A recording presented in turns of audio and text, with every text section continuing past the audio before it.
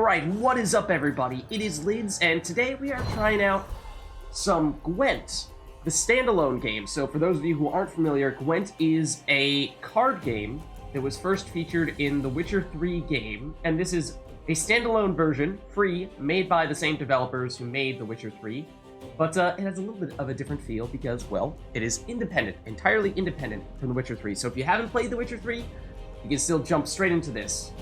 And so here we have some daily quests and some additional rewards for logging on a few days in a row, but that's a bit of an aside, so we'll keep going here.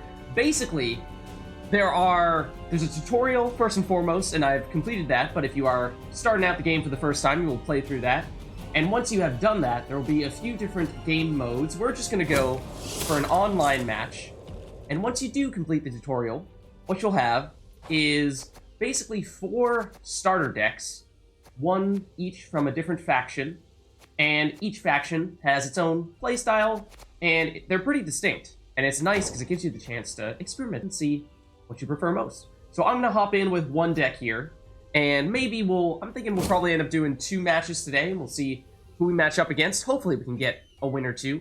I admittedly have not been the best, been maybe roughly 50% win chance, but we'll switch decks after this one, give you a little bit of a taste for a couple different play styles,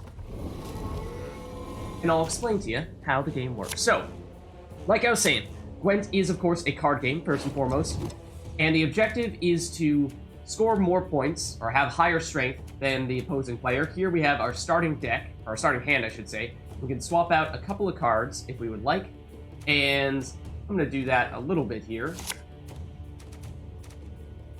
So mostly just trying to pick which cards we want to have in our hand to determine, well, what we can play. So our opponent will go first, and what you see here is the playing field, the board if you will, where there are 2 rows. There's a melee row here for our opponent, melee row for us, range row for us, range row for our opponent. Our opponent plays a card, it has 3 strength, and then over the course of a round, whoever has the highest strength on their side wins. So you'll see in that top left corner, these are the strength values of all of our cards. I'm going to start off by playing a card that deals damage whenever our opponent plays a card, as long as we locate our card in the melee row. I like playing that card first because it means that presumably our opponent is going to play a lot more cards in this round, and therefore every time he does that, he's going to take a little bit of damage. So I'm going to end our turn here. So we've played our 1 card. And so basically what happens is you can play 1 card per turn and then pass when you're done. There are a few other abilities that you can use as well, and now admittedly we could have used one on that previous round. And because our opponent went first, they got a special bonus card that allowed them to power up one of their existing cards. That's why this went all the way up to a 9, and then they played this, which admittedly I am not as familiar with this card because I am playing mostly with the existing, or starting deck, I should say, with a few new cards that I've found added in here and there.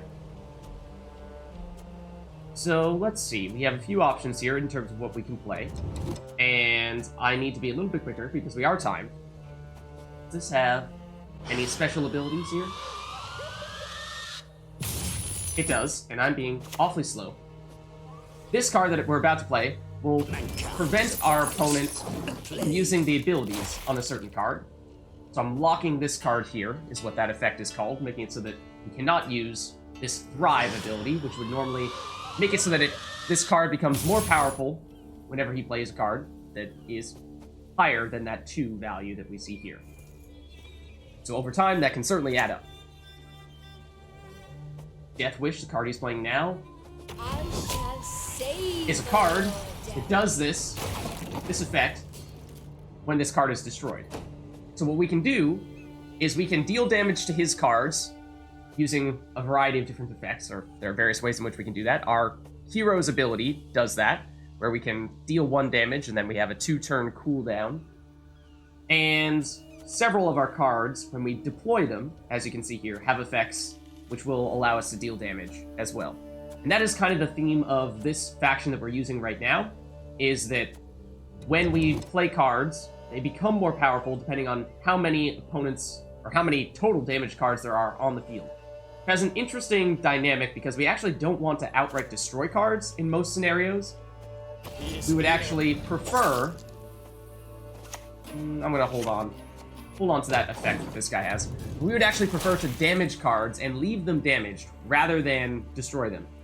Because if we destroy them, then that limits the number of damage cards on the field. So we actually really like having one to mostly our opponent's damage cards, but in some cases, having some of our own cards damaged as well is useful. Oh my goodness. I am not familiar with this card, but it appears as though our opponent just did something to swipe a very good card that we just played, and is using the ability that I was just refraining from using in the previous round.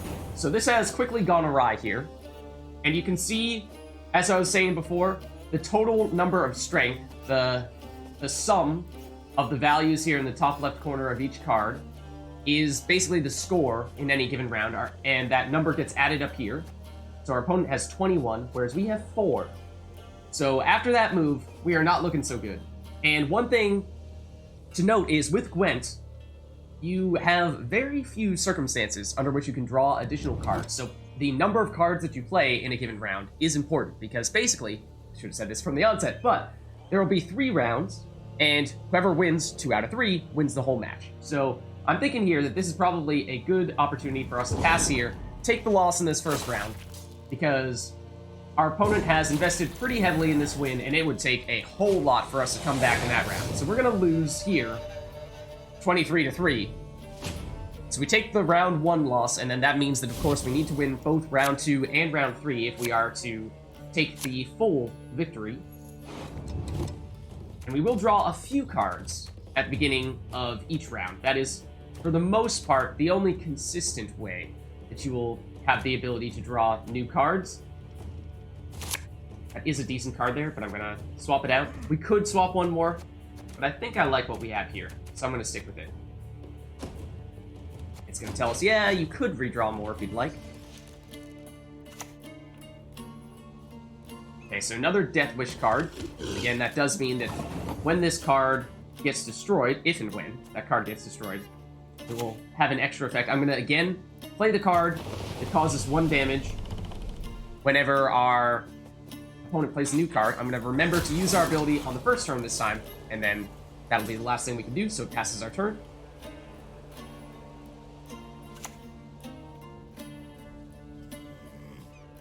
Deploy means that a card does something as soon as it enters the field. Ooh, our opponent's ability, actually I'm not sure if I've seen someone use this, is one that causes bleeding on our own cards, so that means, or on our cards, I should say, not his cards, our cards. So that means that little red you see below the 4, our on-crate longship is taking basically what amounts to damage over time. We're gonna lose that value. It's gonna go down 1 each turn. So one thing we do have is we just drew Geralt of Rivia, and his special ability is he destroys an enemy unit with 3 or more power, or 9 or more power. A lot more significant than 3. So that allows us to remove some really powerful enemies that our opponent has been playing, and this is a little preemptive to do this. Damn it. We might want to wait to see if our opponent had any plans to invest even further in that card there, but that certainly does give us a strong advantage here, going 6-0, and one might hope that our opponent says, you know what, this is a hard deficit to come back from, and therefore we might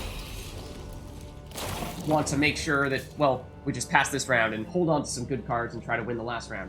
Obviously, he didn't do that. At the end of every allied turn, boost self by 1 if there is a bleeding enemy. Okay, so we have several bleeding cards right now, so this guy is going to get more powerful over time if we continue to have those bleeds, which is going to be a bit of an issue. We have another card that locks enemies and resets them, which means that it takes away that special ability that we're seeing here, that +1 if an enemy is bleeding, so we could get rid of that. The reset means that if he had already gone up from 3 to 4 to 5 to 6, then he would drop back down to his original value. So this is, again, probably a little preemptive here. Or we could go this route and just deal some damage in this row. Let's go that route, because again, this guy has not yet done too much power himself up. We use our skill there, and then that's the last thing we can do. The effect of our card there, dealing damage to all the units in a row, almost takes care of those cards. But again, it's not the worst thing in the world if they're holding on with just a little bit of life, because the ability that I was talking about before that we have, that, damage enemy unit by 1 if it's bleeding. I'm assuming that said do more damage if it's bleeding, in which case, yep. So this guy clearly has a bit of a theme with his deck with bleeding. And I've not played against an enemy that has that yet. So this is my first time going against someone doing that, and it does seem interesting. It's hard for me to know exactly how to counter it at this point because, well, we haven't done it yet. So what I'm going to do here is I'm going to deliberately bring back one of these cards that he's taken out, because I do like having them on the field, as you can probably tell by how frequently I've been using them.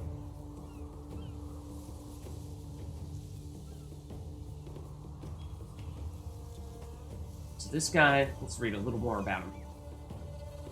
So if he deployed him, if he put him down in the melee row, damage an enemy unit by 1 if it's bleeding, deal 3 damage instead. So yeah, that allowed him to deal enough damage to take out one of our cards. What I was saying before is we have several cards with Bloodthirst ability. I'm actually not sure if we have any in our hand right now. That is the ability that I was referring to before. That basically makes it similar to what this guy has when you place it in the melee row, specifically when there is a bleeding enemy. It becomes, you have an ability, but the ability becomes more powerful if there are a certain number of damaged foes, or in some cases, total damage units in a given row. Now, might this be a good instance for resetting an enemy? Or here, thinking maybe this guy, because he has now started to become a fair bit more powerful. So we'll give it a shot. And we'll use our character's ability, also damage it a little bit, so that it is below its starting value of 3, so we do have 2 damaged enemies now. Like I was saying, we actually don't have any cards that have that Bloodthirst ability, so it may not be so relevant now, but we need to be pretty aggressive in this round because we lost the first round, so if we lose this, we are done. So that guy, at the end of your turn, if this unit is not the unit with the highest power in the battlefield, boosted by 2. So it was not. That's their highest value card, so it did get boosted by 2. So we are in a bit of a hole yet again. This guy seems to have a very strong deck. Or, like I said, I'm not used to playing someone with this type of deck, so there could very well be a hard counter to it, and I'm just not familiar with it. So, this is the closest thing we have to one of those Bloodthirst cards. It gains more powerful. It becomes more powerful depending on how many damaged enemies and allies there are on the playing field, but I don't think we have too much of a benefit of playing that right now because, well, there just aren't enough damaged cards. Ideally, the way we would set up this deck overall is we would just do a little bit of damage across the board to as many people as possible. Then you play this card, and it gets a bunch of extra strength if we play it in the melee row there. Getting that +1 damage for each damaged unit. So we are not looking so good right now, as you can probably tell. So normally this would probably be another instance where you would say pass the round, because clearly our opponent has a pretty high lead on us, and it'd be very difficult to catch up at this stage. However, we have no choice. We have to try to win, because this is our last shot. So I'm gonna play this card again. We played one earlier. Allows us to take a card out of our discard pile and play it. So I will again play one of these cards that deals damage every time our opponent plays a new card. It is probably too late in the game for this to be as valuable as it once was. Give an enemy unit bleeding for 4 turns. Yeah, again, very much a bleeding theme here with his deck. And unfortunately, I think because we tend to have we tend to have some effects that deal damage to our opponents, but also on occasion deal damage to ourselves. That is probably not a great thing for us to try to go against with this build at the moment, this type of deck. we have this card that can transform into one of the base units on our opponent's side. So basically just like it takes effect as that card was originally played. It doesn't get the additional power that this one has accumulated over time, for example. And actually I'm going to play this. This is our highest damage card. It does lead us to discard the top card in our deck, but that's sort of the downside of what would otherwise be an extremely powerful 7 damage card. So it's going to be hard to bring this one back. We probably will not be able to, but hopefully we'll play one more round and then we'll see if we can still take the victory then. Okay, so our opponent passed here. Basically what he's saying is he's pretty confident that he has enough damage on the field at the moment that he doesn't need to play anymore and he'll save up. Oh, actually, or he has no cards left, so he has no choice. Okay, so what we're going to do here is we need to play our remaining cards in order to, well, see if we can possibly win here. Going to deliberately damage as many cards as possible. And who ought we imitate? Who ought we transform into? Actually, I think it probably makes sense to transform into this guy now. If I must. Because we have this 7. So we know that this guy is not going to be the weakest card on our side. And now we have, what, 1, 2, 3, 4, 5, 6 damage cards. So if we play this guy in the melee row, it'll be +6. He'll be a 10. Which means we're still going to fall a little bit short. Oh, even with that boost there. 1 shy. So unfortunately fell just short of taking that second round there. And so we lost. As you can see here, this is how much damage we had, or how much strength we had in the first round, how much strength our opponent had in the first round. You can click on this little GG button at the end, and it gives your opponent a little bit of extra loot at the end, and he did it for us, so thanks, man. So we dealt 3 damage first round. He dealt 23, obviously. He won the first round. Second round, very close at the end, but he did still take the victory, and therefore he won 2-0, and we didn't even go to the third round because he already had his 2 out of 3. So he took the victory. We press next, and you'll see here we get some experience for having played another round, and we actually leveled up here. So that's one thing that can happen, is you get experience and some loot a little bit if you do successfully do that. You can rank up as well, and I'm not as familiar with how the journey works. I think that is sort of a separate game mode that we are not currently playing. We're just playing random online matches. What we're going to do here is I think we're going to play one more round, and we will go with a different deck just to show you how things can change a little bit. So I'm going to go with the Northern Realms deck instead. And this is similar to the starting deck, but again, I've made a few different alterations with some additional cards that I've gained, and it may be better, it may be worse. It's probably worse than the starting deck, to be honest, because I'm not super familiar yet with how best to build these decks. So the previous deck that we were using, again, the theme was we deal a little bit of damage to a bunch of opponents, and that makes us more powerful. Granted, we didn't have the opportunity to use that too much here. With this deck that we're playing as now, we're going to be instead focusing on boosting our own characters. So slowly over time, we will make our cards stronger and stronger. That is the theme. And this is going to be a key component of that, and I will show you why in just a moment. So I'm happy to see that card showing up. There's another card that I would very much like to have as well. That could be one of them. And yes, we can make this work. So what we're going to do here, our opponent is going first again, and this time we're playing against a monster opponent. Oh, actually, that is who we were playing against previously. He has a different character here, which is mostly just for show. He did change his ability, his character ability. So last time we had the opponent who had the ability to cause bleed. This time around, our opponent can boost a unit in their hand by 8, which is a ton. So basically, if that card was originally a 4, you boost it while it's in your hand, it goes all the way up to 12, which would be ginormous. But what we're going for here, and again, this is the card that they automatically start off with, because you have kind of an inherent disadvantage by going first, and this allows them to boost a card by 5, one time round. So what I'm going to do is I'm going to play this guy, Trident Infantry. What he does is whenever he gets boosted, he deals 1 damage to a random opponent. Our goal here is going to be to boost this guy like crazy and deal a bunch of damage. We'll make him powerful by boosting him, raising that number from 4 to 5 to 6 to 7. And then hopefully, by doing that, because he has that extra ability to deal 1 damage every time that happens to him, we will be able to take out some of our opponents as well. So it's a mixture of buffing ourselves while also damaging our enemies. And this card right here, every turn, we boost the ally to the right by 1. So this is the combo I was looking for. We place this one next to this guy.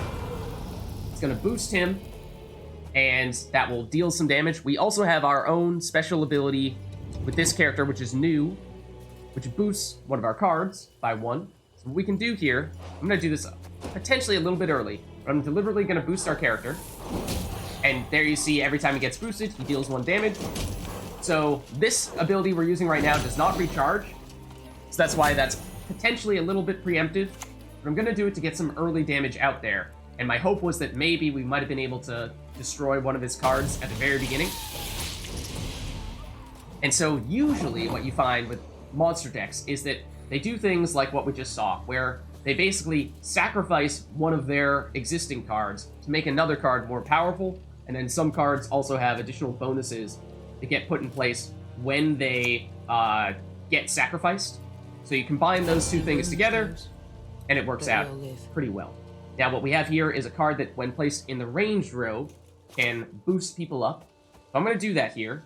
I'm going to boost this card here because Inspired makes it so that if this card is above its normal value, so if it's a 5 or higher, then it will buff both the right and left side. We don't have a card on the left side, but in the future we probably will. So it basically doubles its effectiveness, and then we'll throw 1 more on this guy to deal a little bit of extra damage to our opponents. Okay, so this card, he again sacrificed and made this card more powerful. It also has this ability, Death Wish, where when you get rid of it, it comes back. So that's why there's a little bit of hocus pocus there. And again, the theme for us is going to very much be that we are going to boost this guy as much as possible. So what I'm going to do here is I'm going to play some form of other card that will boost. And there's going to be a lot of those cards in this deck. We have one right there. So we boosted this guy, and then at the end of our turn, this card will boost it again automatically. And since we have it above its starting value, again, this has Inspired, which is the ability that when it is above its starting value, it has more power, but boosts adjacent units on both sides by 1 rather than just 1. And while we were looking at that, it seems like our opponent did something to destroy our card that was previously here. That's okay. It was mostly just a vessel for buffing up this guy. And yeah, they did it by playing this card, which on deploy, which means when they played it, they dealt 2 damage to an opposing unit. They did it to this guy, and he is now no longer here. Dominance means that if they have the highest value card on the field, then they get that bonus effect. Abilities become more powerful, and they were tied at the time to the most powerful unit, which I do think still counts. So I'm going to do something similar to what we did last time, and continue to boost. This guy does also have Formation, which means that if we played in the melee row, he can use the ability immediately, whereas if we don't, he would have to wait a turn first. Ahead, I'll give him yours. Means we're going to do it here, deal some damage,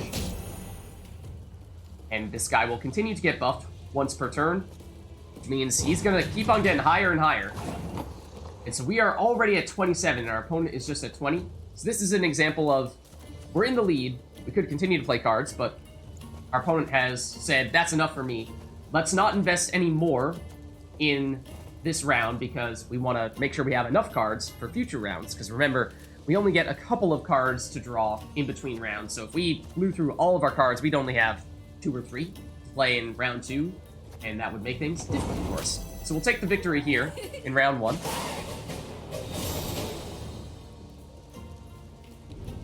We'll move on to round 2, and this helps us out for sure because we have an advantage that we're playing with. We can choose to, ideally, of course, win this round. That'd be great.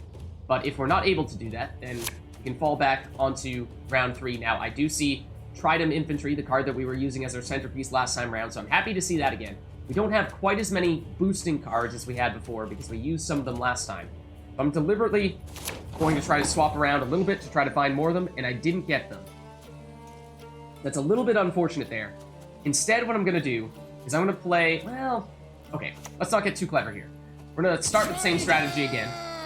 I'm going to put this guy out early. Again, the hope being that we do that and we can boost him early, and we might be able to destroy some opposing cards, or at least damage them and make it so that they are less valuable.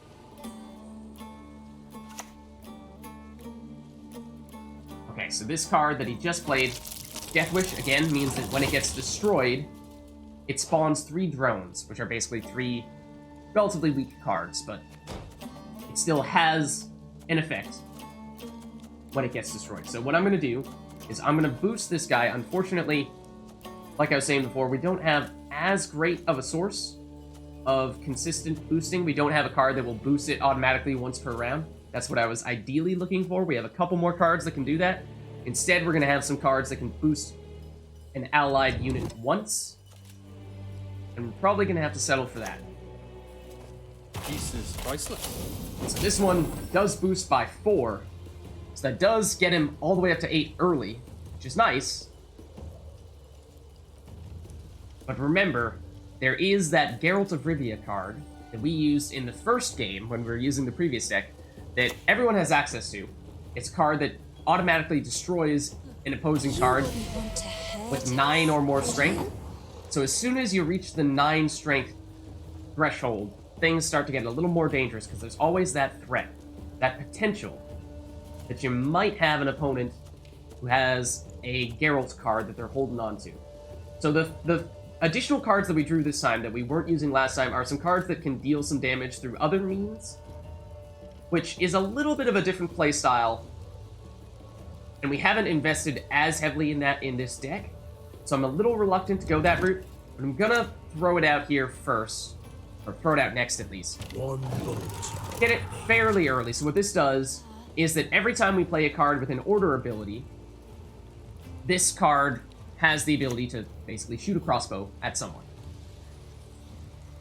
And order is a bit of a theme of this Northern Realms faction deck, which basically says that we have the option to direct cards to do something at our own discretion. We can use it whenever we want to, although typically you'll have to wait 1 turn before you do so. Like, for example, this has an order, this has an order, so right now this guy can use his crossbow ability once. If we play this card, he'll be able to use it twice. Play this card, he'll be able to use it 3 times. So what I'm going to do here is, I think I'm actually going to play our Reinforced Trebuchet. What this does is it will deal 1 damage to an opponent in the ranged row each round. We do now have an opponent in the ranged row. So it's some passive damage. Not the same way we were doing it before, but similar in theme. And I'm gonna hurt this a little bit with our crossbow. And there you see the automatic damage from the trebuchet. Okay, and our opponent played a card that buffed this guy and damaged this guy. I'm okay with that for now. We are behind a little bit, but we have some consistent damage through this trebuchet. We have potentially some more damage, depending on what we play to boost this guy. We do still have a few ways in which to do that. Here is one of those ways. Tell me just. So it's pretty close here. I think we've played 1 more card this round than our opponent, and we're up by 5. So could he play a card that deals about 5 damage? Yeah, certainly. I'd say that puts us, yeah, roughly even. But the strength of this Northern Realms deck is that, generally speaking, the longer the round goes on, the more powerful your cards will get. You know, you slowly boost your cards over time, and you also slowly deal damage to your opponents over time. So it's a bit of an attrition playstyle. Ooh, that is a powerful card. Boosting his card by 6. So this would be a perfect example of if we had a Geralt card, which unfortunately we don't, that is the card that, again, destroys an opponent that has 9 or more strength. So if we could just delete this one, that would be amazing. It does have the Death Wish to create those 3 drones, which are, again, those weak cards, but comparatively speaking, that's much less of a threat than 15 strength right there. So, did take the lead a little bit. We do still have some options here, though. Let's play this. Which will allow us to potentially boost up this guy. I'm deliberately gonna wait, however. And I'm instead just gonna poke that with our crossbow. I'm gonna wait because, again, if he does have a Geralt card, and he's just waiting for one of our cards to reach 9 strength so that he can delete it. Okay, so he plays a lot of weak cards there. That's relatively unthreatening. And then this is another card that gives us the ability to boost, depending on where we place it. If we place it in the range row, then we can boost our Trident infantry. Whereas if we play it in the melee row, we can give a charge to an allied unit. So, for example, we could give our crossbowman, or arbalist, another shot, which is there... there's more of a benefit to boosting, because it both increases us by 1 and still deals 1 damage, so that gives us a benefit of net 2, whereas this only gives us a benefit of net 1. I'm gonna still... I suppose we can just get rid of a few more drones. And, again, it's waiting for us to use this. That's why we haven't automatically ended our turn. We do theoretically still have something that we could do if we'd like to. We could still use these 2 charges, charge up this guy, which ultimately we will do. I'm just deliberately trying to wait to see if he has a Geralt card, and perfect scenario would be get him to play it, like, right now, and not have the option to use its most powerful ability. It deals, if he does have it, it deals 3 damage, or it has 3 strength, I should say. Okay, that is not it. So unfortunately, if he does have it, it is probably going to be well-timed. So this allows him to consume a card from his graveyard. Basically, make this card as or boost this card by the strength of the card in his graveyard that he chose to consume, and it was a pretty good one, it seems. Okay, so what we're going to do here is we're going to continue to boost Trident. There's a bit of a risk because he will go above 9 strength, especially when we start doing this, but it allows us to deal some damage as well. So we are leading. It depends entirely on how powerful this card is. If he has Geralt and he can destroy Trident, then obviously we lose 16, we're toast. If he's used all of his good cards already, though, then we might be okay. And we got it! So there we go, took round 2. Which means we took both round 1 and round 2. We have best 2 out of 3, as you can see here.